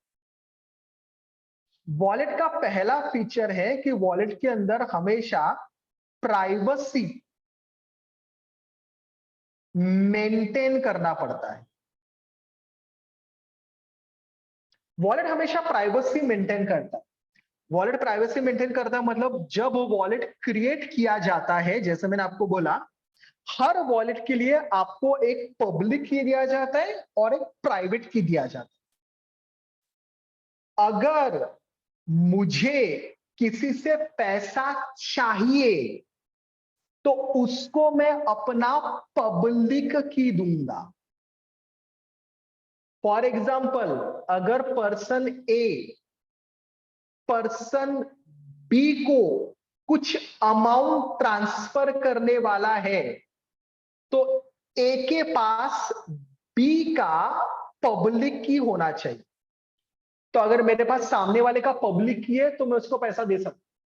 जैसे अपने नॉर्मल बैंकिंग सिस्टम में कैसे पैसा ट्रांसफर करने के लिए मेरे पास सामने वाले का अकाउंट नंबर, आईएफएससी कोड वगैरह होना चाहिए, वैसे अगर मैं ए बी को ट्रांसफर करना चाहता है तो ए के पास बी का पब्लिक की होना चाहिए। तो अगर मुझे किसी से पैसे लेने हैं तो मैं उसको अपना पब्लिक की दूंगा, ये ले मेरा पब्लिक की, मुझे अमाउंट ट्रांसफर। तो प्राइवेसी इज मेंटेन। जब आप वॉलेट क्रिएट करते हो, हर वॉलेट का पब्लिक की, प्राइवेट की आपको दिया जाता है। पब्लिक की सामने वाले को दे सकते हो पैसा लेने के लिए, प्राइवेट की ये तो अभी आपको मुझे बताने की जरूरत ही नहीं, आपने सिक्योरिटी डेप्थ में पढ़ा है। प्राइवेट की ऑब्वियसली किसी के भी साथ हम लोग शेयर नहीं करते। वॉलेट का दूसरा फीचर बोला जाता है all the transactions happen are secured. Basically जैसे मैंने बोला, पब्लिक की मैं सामने वाले को तब दूंगा जब मुझे उससे अमाउंट लेना है। यू अंडरस्टूड ना स्टूडेंट? अगर ए बी को 5000 देना चाहता है तो ए के पास क्या होना चाहिए रे, मुझे बताइए आप अनम्यूट करके। पब्लिक की। किसका पब्लिक की होना चाहिए ए के पास? बी। बी का। बी का। बरोबर। यस। लेकिन ए अगर अमाउंट ट्रांसफर करना चाहता है, मतलब ए के वॉलेट से जाएगा ना अमाउंट, तो ए के पास खुद का प्राइवेट की भी होना चाहिए। सुन रहे हो मैं क्या बोला आपको? तो मुझे अगर किसी को पैसा देना है तो मेरा प्राइवेट की और सामने वाले का पब्लिक की मुझे पता होना चाहिए, तब जाके मैं अमाउंट ट्रांसफर कर सकता हूं। Am I clear everyone? Yes sir. Third feature जो टेक्स्ट बुक में लिखा गया है, ईज ऑफ यूजेज। बेसिकली ना वॉलेट को यूज करना काफी सिंपल है। हम लोग अपने प्रैक्टिकल्स में इसको देखने भी वाले हैं। जैसे मैंने बोला मॉड्यूल नंबर 3 में हम लोग बिटकॉइन वॉलेट्स वगैरह क्रिएट करके देखने वाले हैं। इधर कहने का मतलब ये है, ईज ऑफ यूजेज में मैं वॉलेट को ना किधर से भी एक्सेस कर सकता हूँ। आप डेस्कटॉप से एक्सेस कर सकते हो, आप मोबाइल फोन से एक्सेस कर सकते हो। वॉलेट को एक्सेस करने के लिए आपको किसी भी इंटरमीडिएटरी की जरूरत नहीं है। It can be accessed from any location, from any device. इसके लिए ease of usage. And the fourth one is nothing but currency converter या currency conversion. आपको पता है ना, जैसे हम लोग अपने डे टू डे लाइफ में भी अगर मुझे डॉलर को रुपीज में कन्वर्ट करना है, या अगर मुझे सपोज यूएस घूमने जाना है, तो हम लोग पहले अपने एक्सचेंज के पास जाते हैं ना, और कहने से पहले रुपीस को डॉलर में कन्वर्ट करते हैं, एंड बाद में वो डॉलर लेके हम लोग यूएस घूमने जाते हैं। तो जैसे हम लोग अपने फिजिकल मनी को डॉलर में या यूरोज में कन्वर्ट करते हैं, वैसे ही हम लोग क्रिप्टो करेंसीज को भी कन्वर्ट कर सकते हैं। अभी आपको तो पता है मार्केट में बहुत सारे अलग अलग टाइप के क्रिप्टो करेंसीज है। बिटकॉइन है, इथर्स है। तो फॉर एग्जांपल अगर मेरे पास बिटकॉइन है तो क्रिप्टो करेंसीज के भी ना स्टूडेंट एक्सचेंजेस होते हैं। coinbase.com वगैरह ऐसे अलग अलग एक्सचेंजेस हैं जिधर आप अपने बिटकॉइन देके उसकी इक्विवेलेंट अमाउंट की इथर्स ले सकते हो। मतलब एक क्रिप्टो करेंसी देके आप दूसरा क्रिप्टो करेंसी परचेस कर सकते हो अपने वॉलेट के अंदर। सो यस, वॉलेट्स अलाउ करता है मुझे करेंसी कन्वर्जन। एक क्रिप्टो करेंसी के बदले में दूसरा क्रिप्टो करेंसी परचेस सेल कर सकता हूं। तो currency conversion is allowed in wallet. Am I clear up till now? Yes sir. Yes sir. ठीक है, मैंने अभी तक आपको 3 कंपोनेंट पढ़ाया। एक था नोड, दूसरा है लेजर, लेजर मतलब डेटाबेस, एंड तीसरा है मेरा वॉलेट। अभी चौथा पढ़ाता हूं एंड देन हम लोग लिखना चालू करेंगे इसका आंसर। टोटल 7 है, लेकिन फिलहाल 4 पे हम लोग जरा रुक जाते हैं लिखने की। The fourth one is called as nonce. हाँ, अभी जरा मामला गंभीर होने वाला है स्टूडेंट, जरा ध्यान दीजिए। नॉन्स ये एक ऐसा वर्ड है जो सिलेबस में बहुत बार तुम्हारे सामने आएगा। नॉन्स मतलब क्या? वैसे तो नॉन्स का मतलब होता है number used only once, that is nonce. एक रैंडम नंबर, एक आर्बिटरी नंबर। अभी वो नंबर का सिग्निफिकेंस क्या है वो मैं आपको बताता हूं। कॉन्सेप्ट क्या है पता है क्या स्टूडेंट? ये मेरा ब्लॉकचेन है, एग्जिस्टिंग ब्लॉकचेन। सपोज इस पर्टिकुलर ब्लॉकचेन के अंदर टोटल 3 ब्लॉक्स ऑलरेडी है। मुझे इस पर्टिकुलर ब्लॉकचेन के अंदर चौथा ब्लॉक ऐड करना है। ए ब्लॉक है, बी ब्लॉक है, सी ब्लॉक है, मुझे डी ब्लॉक ऐड करना है। दिख रहा है सबको? अभी Yes, sir. डी ब्लॉक को मुझे ऐड करना है। टेल मी, पहला क्वेश्चन का आंसर दो। ब्लॉक को मैंने थोड़ी देर पहले बोलते बोलते बोला, सिर्फ कौन ऐड कर सकता है रे? Full node. नहीं, फुल नोड के अंदर भी एक पार्ट था, उसका नाम था minor node. Minor node add कर सकता है। कौन सा नोड ऐड कर सकता है? माइनर। अभी आपने क्वेश्चन मुझे पूछना चाहिए, सर माइनर ये समझ सेवा क्यों करेगा? क्यों माइनर इस पर्टिकुलर नोड को मेरे ब्लॉकचेन के अंदर ऐड करेगा? अभी बैंक समाज सेवा क्यों करती है? बैंक थोड़ी समाज सेवा करती है। बैंक को उसके लिए हम लोग चार्जेस देते हैं ना अपना काम करने के लिए।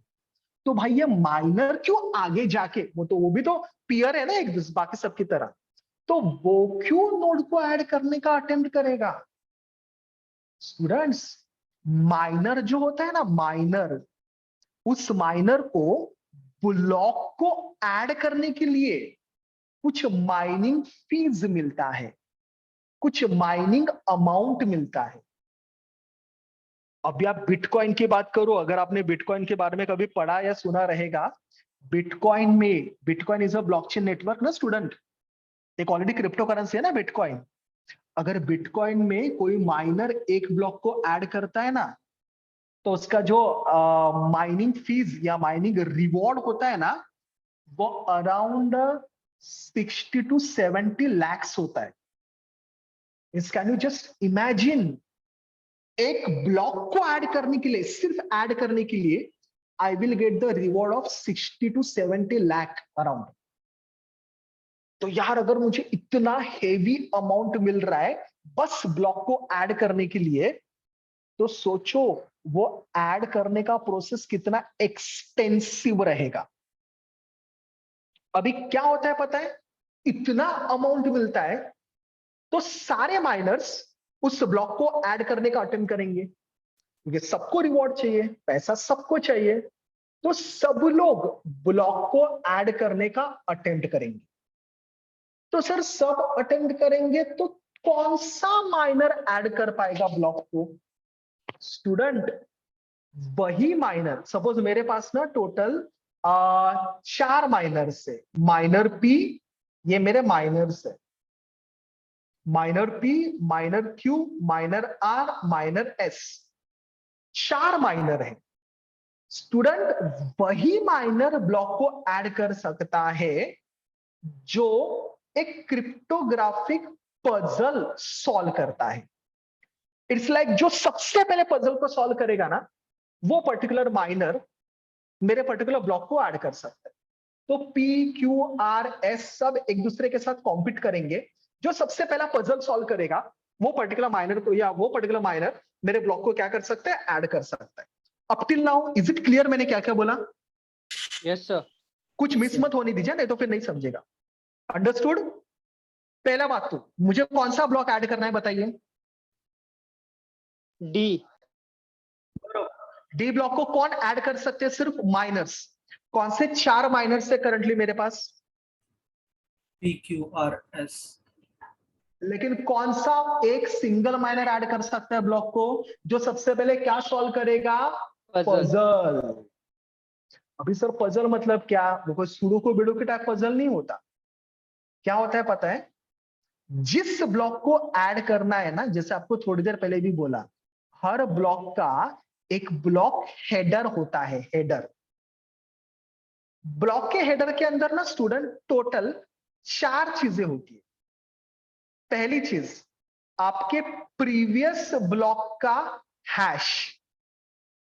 अभी डी का प्रीवियस ब्लॉक सी रहेगा स्टूडेंट, तो सी का हैश वैल्यू रहेगा, सी वाले ब्लॉक का हैश वैल्यू। ये थोड़ा सा ना आपकी लिंक लिस्ट की तरह है। लिंक लिस्ट याद है सबको, link list, singly link list. Hello, Yes, sir. Singly link list के अंदर कैसे हर नोड के अंदर नेक्स्ट नोड का एड्रेस होता था, याद कीजिए। Yes, sir. ये रिवर्स है, रिवर्स। नए ब्लॉक के अंदर नेक्स्ट ब्लॉक का नहीं, प्रीवियस ब्लॉक का हैश होता है। तो मेरे डी के हेडर में प्रीवियस ब्लॉक का हैश रहेगा, मतलब किसका हैश रहेगा, सी का हैश रहेगा, सी वाले ब्लॉक का। बाद में उसका टाइम स्टैम्प रहेगा। ये सब चीजें थोड़ा सा इग्नोर करता है, आगे जाके इसको बाद में डिटेल में देखेंगे। टाइम स्टैम्प मतलब कब कौन सा ट्रांजैक्शन ऐड किया गया, वो सब सब सब। बाद में इसका एक रूट होता है, मतलब इसका हैश होता है, जिसको हम लोग बोलते हैं मर्कल रूट। इग्नोर करो, बाद में इसको डिटेल में देखने वाले। एंड होता है नॉन्स। नॉन्स मतलब एक आर्बिटरी नंबर, एक रैंडम नंबर। अभी ये जो माइनर्स है ना स्टूडेंट मेरे, पी क्यू आर एस, इनको पजल सॉल्व करना पड़ेगा। मतलब उनको क्या करना पड़ेगा पता है, वो ये जो आपके नए ब्लॉक का हेडर है ना, नए ब्लॉक का header, this is your D block का हेडर है ना, उस हेडर के ऊपर हैशिंग अप्लाई करेंगे। अभी कौन सा हैशिंग वो भी आपको बताता हूं। SHA 256 is the hashing technique which is normally used. SHA secure hashing algorithm 256, ये हैशिंग टेक्निक अप्लाई करते हैं मेरे ब्लॉक के हेडर के ऊपर। जब ब्लॉक के हेडर के ऊपर मैं हैशिंग अप्लाई करूंगा, उसका answer should be less than the difficulty level. Sir wait, difficulty level मतलब क्या? हर नेटवर्क ना, हर ब्लॉकचेन का नेटवर्क अपना एक डिफिकल्टी लेवल सेट करता है, मतलब एक नंबर सेट करता है। वो नेटवर्क सेट करता है, रैंडमली सेट करता है, उसके ऊपर किसी का कोई कंट्रोल नहीं होता। तो आपका hash of header should be less than difficulty level. तो ये माइनर क्या करेंगे पता है, PQRS, इनके पास प्रीवियस हैश तो होता है, इनके पास टाइम स्टैम्प होता है, इनके पास मर्कल रूट होता है, इनके पास नॉन्स नहीं होता। तो नॉन्स के लिए ना वो लोग अपना ब्रूट फोर्स या trial and error basis use करते हैं। मतलब क्या करेंगे, PQRS, previous hash, time stamp, Merkle root, nonce के बदले वो अलग अलग वैल्यूज ट्राई करेंगे। मे बी पहला वैल्यू ट्राई करेंगे 0, तो बाकी 3 फील्ड और नॉन्स के बदले 0 ये करेंगे, इसका हैश निकालेंगे। हैश निकालने के बाद चेक करेंगे is it less than difficulty level, नहीं, तो फिर नॉन्स का वैल्यू कर देंगे 1। फिर से previous hash, time stamp, Merkle root, nonce 1, ये लेके उसका हैश डिफिकल्टी लेवल के साथ कंपेयर किया जाएगा। आप समझ रहे हो मैं क्या बोल रहा हूं? Hello Yes, sir. Hello, Yes, am I sir. Audible? Yes, sir. Student please give me the answer. मुझे बोलो ब्लॉक के हेडर के अंदर कौन से 4 फील्ड्स होते हैं? Previous block hash, timestamp, Merkle previous root hash, and time stamp, Merkle root और नॉन्स। nonce. बाकी 3 तो फिक्स होते हैं, बाकी 3 फिक्स होते हैं, चेंज कौन होता है, नॉन्स। तो नॉन्स के लिए ना हम लोग अलग अलग वैल्यू ट्राई करते हैं। तो पहले नॉन्स का वैल्यू में भी 0 रखें,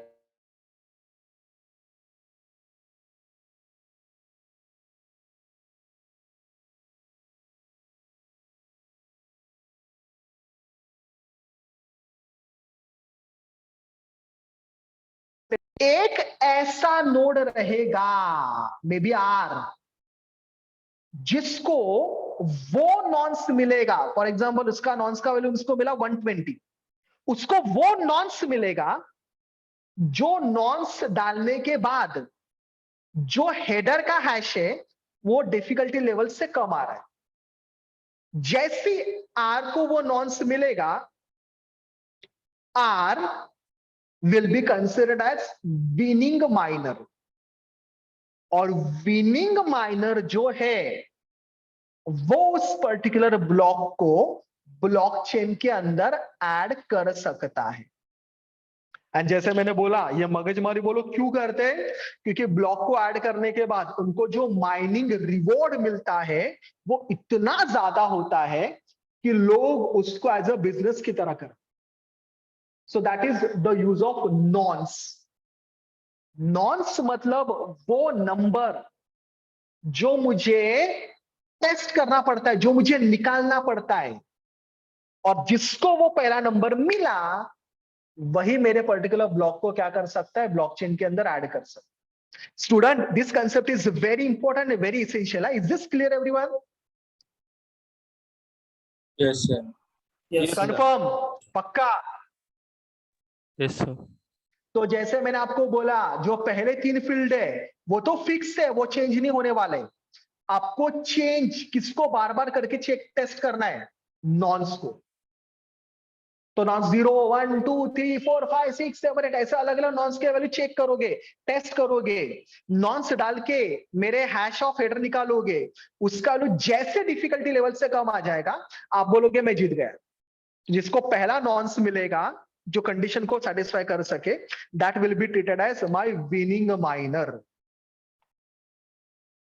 is this clear everyone?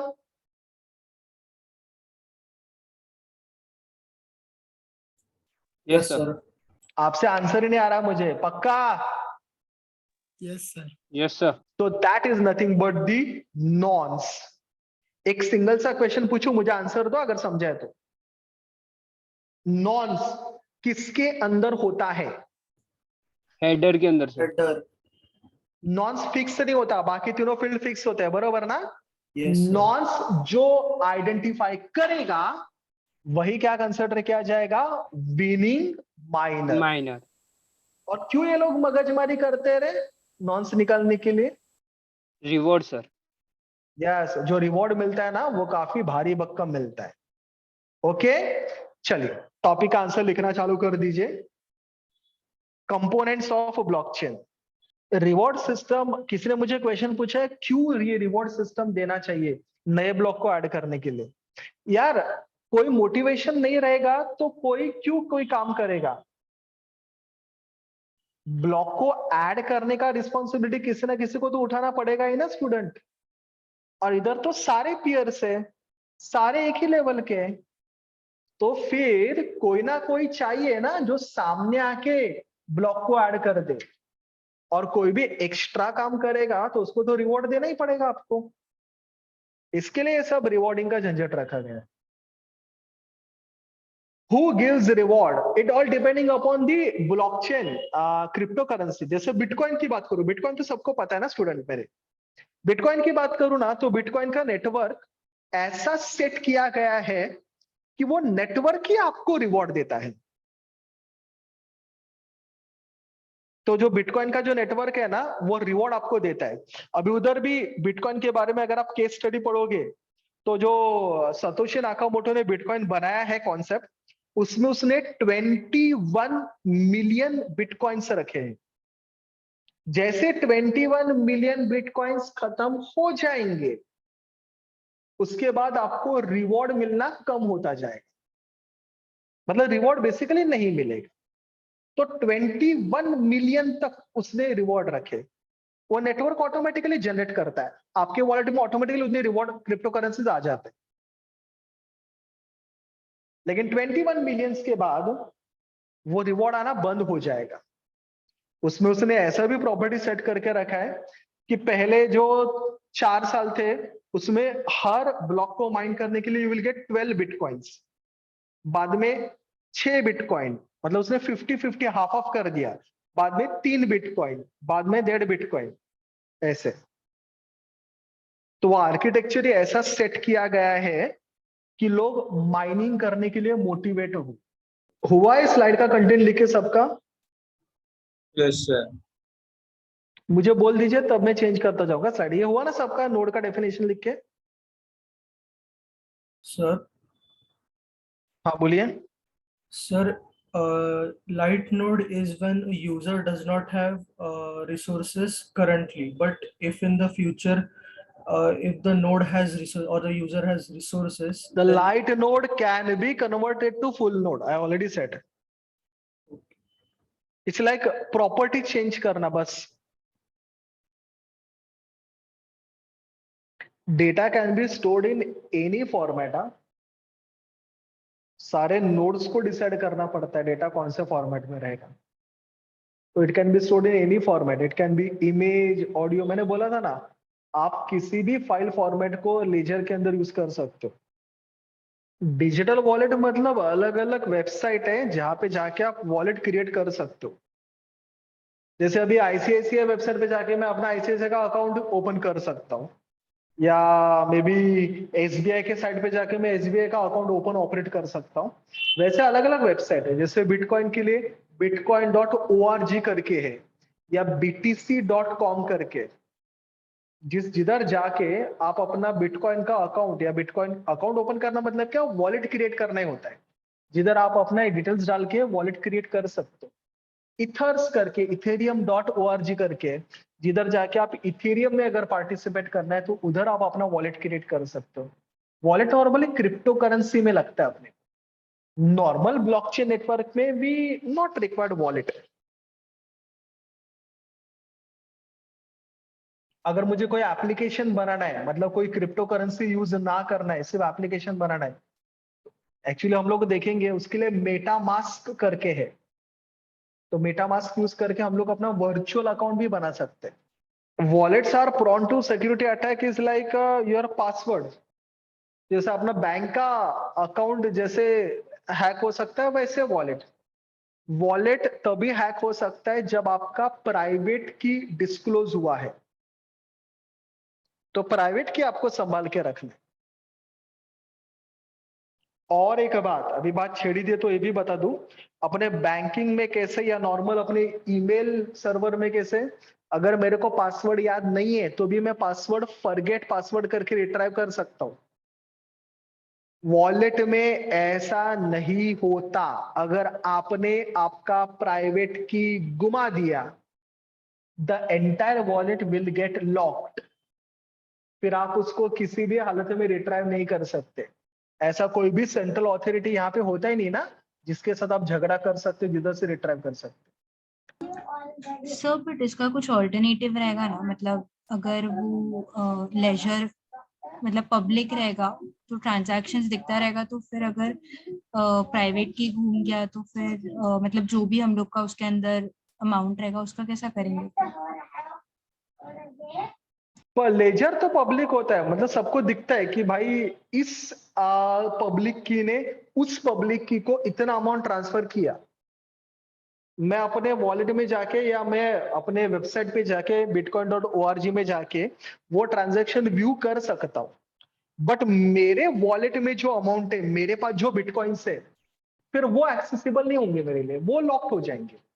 I can't retrieve them, I can't get them, क्योंकि यहाँ पे ऐसा कोई सेंट्रल अथॉरिटी होता ही नहीं ना स्टूडेंट जो मुझे मेरा पासवर्ड रिट्राइव करके देगा। सब सेम लेवल के हम लोग। तो मेरा प्राइवेट की सिर्फ मुझे पता है। कोई सर्वर नहीं है जो मेरे लिए सब मेंटेन करके रखता है। जो वेबसाइट्स है बिटकॉइन ओआरजी, इथेरियम ओआरजी, वो तो बस ट्रांजैक्शन शो करने के लिए है। They are not this server. तो फिर सर उसका कुछ हो ही नहीं सकता, मतलब अगर नहीं नहीं नहीं नहीं, you are completely loss. Okay okay sir. Is it done student?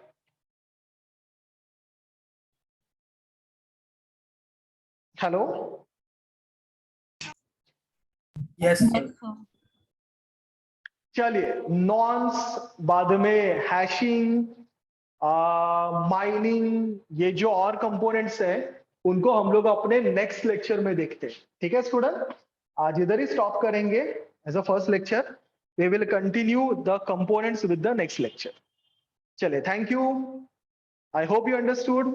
Very interesting subject. Yes, बोलिए बोलिए बोलिए मैम। सर अगर वो जो आपने भी बताया कि वॉलेट लॉक हो गया और उसके अंदर सपोज बिटकॉइन या फिर कोई भी क्रिप्टो करेंसी है, वो फिर से कोई माइन कर सकता है? वो क्या? फिर से कोई माइन कर सकता है?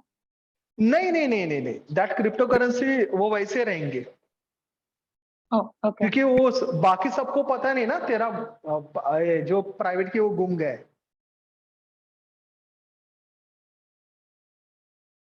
तो जब आप कोई भी क्रिप्टो करेंसी वॉलेट ओपन करते हो ना, उधर स्ट्रिक्टली आपको टर्म्स एंड कंडीशन दिए जाते हैं कि इसको सिक्योर प्लेस पे रखो। वो प्राइवेट की रखने के लिए भी कुछ स्टोरेजेस है। जैसे अपना सोना रखने के लिए कैसे तिजोरिया होते हैं, वैसे प्राइवेट के रखने के लिए भी कुछ स्टोरेज है जिनको कोल्ड स्टोरेज बोला जाता है।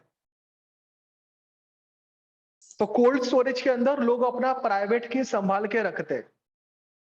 इट्स लाइक की रखने के लिए एक तिजोरी, ऐसा है। सर मतलब जब वो प्राइवेट की जनरेट होता होगा तो फिर मतलब वाइल जनरेटिंग वो किधर तो स्टोर होता रहेगा ना सर, मतलब अगर नहीं, मैं आपको वही बोल रहा हूं ना, वो जो अपने वेबसाइट्स है ना, बिटकॉइन इथेरियम वगैरह, they are not is servers. वो सिर्फ तुझे ट्रांजैक्शन दिखाते हैं, वो अपने अंदर कुछ भी स्टोर नहीं करते। अपने को यही तो कंसेप्ट ओवरकम करना था। अपने को सेंट्रलाइज कुछ चाहिए नहीं, ऐसा कोई है ही नहीं जिसके पास सारा ऑथोरिटी है। अपने इधर कैसे बैंक के पास सारा ऑथोरिटी होता है, बैंक बंद, तेरा पैसा डूब गया। इधर ऐसा कुछ है ही नहीं, समझा? Yes sir. So no option. You can't retrieve your private. Sir, but then who validates the private key that we enter? Huh? Who validates the private key that we enter? It is linked with your account only. वो account का properties ही वैसे होते हैं that account will only get open with that particular private key. ऐसा मतलब कोई server से compare करके वगैरह नहीं होता। वो वॉलेट, वो स्टोरेजेस अलग है। It is not like your normal storage, normal wallet. वो उसके ऊपर हैशिंग टेक्निक अप्लाई करके वो उसका हैश आपके वॉलेट के साथ मैच करते हैं, कुछ तो कॉम्बिनेशन होता है, and then that wallet will get open. Okay sir एक क्वेरी था सर। बोलिए। तो सर वो जो चेन ब्लॉक में वो मेरा वॉलेट किसी दूसरे नोड से खोल सकता हूँ क्या? वॉलेट इज डिस्ट्रिब, मतलब वो किधर से भी ओपन कर सकते हो आप, मोबाइल से भी ओपन करके देख सकते हो। Okay. The only thing you required your private की, बस।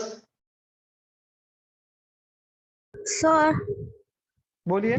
अगर सपोज मेरा प्राइवेट की गुम हो गया, मतलब मुझे याद नहीं है, और वो वॉलेट हमेशा के लिए लॉस्ट हो गया, तो वो जो 21 मिलियन बिटकॉइंस है तो उसमें का कुछ इफेक्ट होगा क्या? नहीं, कुछ नहीं। आपके आपके जो शेयर है आपके वॉलेट के अंदर जो है वो गए। 21 मिलियन तो किसके लिए रखे? माइनर्स के लिए रखे। ओके ओके वो माइनिंग के लिए जो रिवॉर्ड मिलता है ना, उसके लिए वो रखे। Okay. Hmm thank you sir. चलिए, thank you and take care everyone, bye.